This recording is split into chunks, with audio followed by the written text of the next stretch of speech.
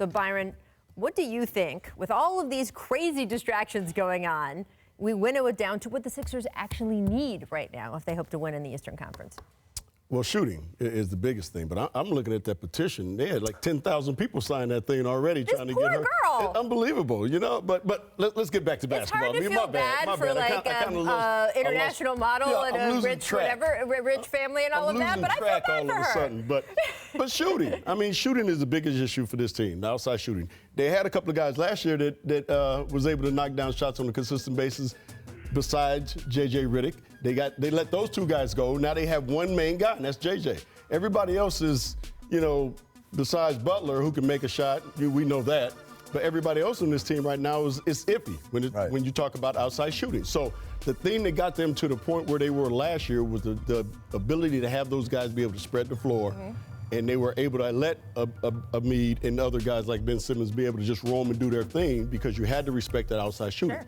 You don't have to respect their outside shooting now. You got to stay close to JJ. That's it. Everybody else, you can say, listen, I'm going to have a foot in the paint, and we're going to close out slow, force you to shoot jump shots, and we're going to challenge late. And then we got to box out and rebound the ball. That's their biggest issue right now as far as getting back to an elite team in the Eastern Conference. They have to find that shooting that they had last year. Yeah, I think Coach hit it on the head. You talk about reputation shooters, right? J.J. Redick can be 0 for 17. Yep. But I'm not going to leave I'm hugged up. Yep. I'm hugged up on 18. Wilson Chandler can go 0 for 2, and that's it. I'm quitting on guarding Wilson Chandler for the night. And so they need to add some depth, but specifically from the shooting standpoint. And I want to go back to that full-screen graphic that we had. Yeah. I think the most important number there was that catch and shoot. Because that's going to be the most important one for them. You know that Embiid and Simmons are going to create for their teammates, but that's where the teammates need to come in and do what they're supposed to do, and that has to get better because otherwise, like Coach said, it's just suffocated. The court just shrinks on them, and the biggest thing is that we talk about their three best players. None of them are really drop-dead shooters. Jimmy's streaky. Right. Embiid probably still not a strength for him. Very. Yeah. Simmons is a non-shooter. Right, and so correct. those three guys are going to be on the floor a lot, and they're going to be on a lot together. So, like you said, J.J. Redick is kind of carrying the load on all of the spacing for this team. Yeah, and that just keeps coming back to the issue for me, and it's causing other ripple issues, right? Yep. So Joel complains about how he's being used. I don't think that would be festering if the paint wasn't so crowded because they have more spacing and shooting. This little, thing between Embiid and Simmons last night, and the internet caught on fire. You say a few curse words to your teammate, and boy, does the internet love that. But again, I just don't think that would have been so much of an issue or a focus as some of these other roster problems were in play. We were just showing Simmons while we're talking about it. I think the Jump wanted to give him a little applause here, right? Because can we play the? I'm clapping for him. Hold on. Can he make it? Naya, we got to go up here and don't shoot it. That's true. While we're talking about Simmons here, he stepped into the jumper, right? New Year's resolution for him. I believe there was 13, 14 seconds left in the shot clock. Shout out to Tobias Harris for actually contesting, by the way.